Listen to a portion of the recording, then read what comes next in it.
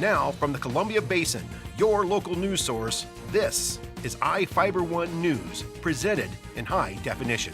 The #1 source for real-time local news, local sports headlines, and our very own Weather Center forecast covering the entire Columbia Basin.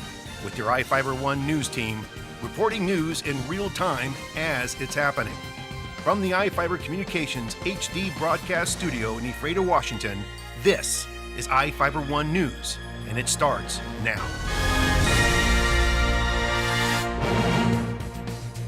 Welcome to iFIBER 1 News. I'm Alan Troop reporting news from around the Columbia Basin for Tuesday, December 17th. Tonight we report on how a race was reversed in the Moses Lake Irrigation and Rehabilitation District election and the sentence for a man once accused of the murder of Sage Monroe. In sports, Bob Kirkpatrick reports on college sports with Big Ben leading the way. And our spotlight story tonight is about how Soap Lake enjoyed Winterfest. And we have the latest weather forecast for the Columbia Basin from the iFIBER 1 Weather Center. Our top story tonight, the mail-in ballots reversed the election for Moses Lake Irrigation and Rehabilitation District Director for Position 1. Incumbent Ron Covey won another 3-year term after challenger David Skog led the election at the close of the first round of ballot counting. After the first set of votes were tallied last week, Skog was leading with 1,034 votes and Covey trailing with 486 votes. Mail-in ballots changed the election results, and Covey won with 1,618 votes, followed by Skog with 1,407 votes. The election also determined who will fill the 2 newly created seats on the board, which expanded from 3 directors to 5. 4 candidates were seeking the positions, but only the 2 candidates with the most votes were elected.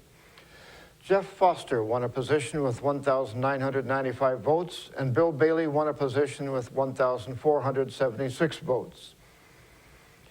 Ian Libby is going to prison for his part in a robbery which became a focus during the murder trial of David Nichols.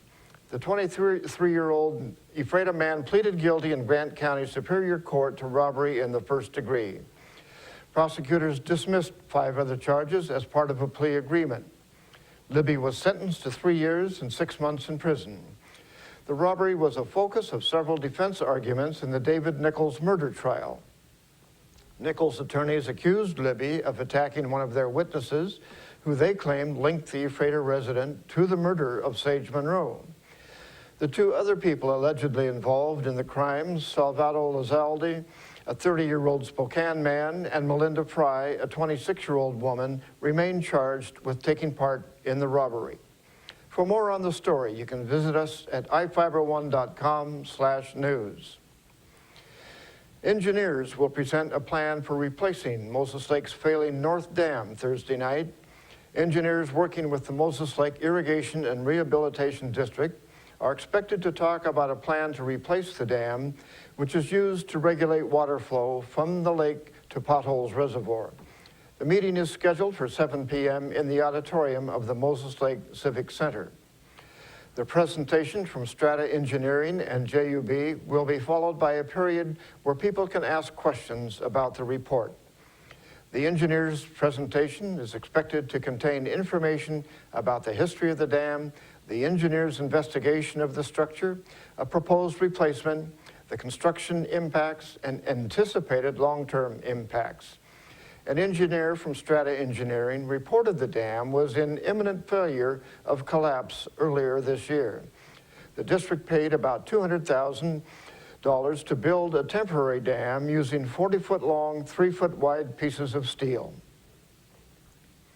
Each of the people you see here has warrants for their arrest and is wanted by various law enforcement agencies.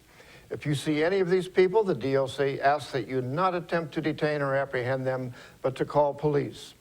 You can also call the Department of Corrections at 509-764-6180 during the day or 509-762-1160 after 5 p.m. We will be back after these messages with the latest from our iFIBER 1 Weather Center, sports, and more news.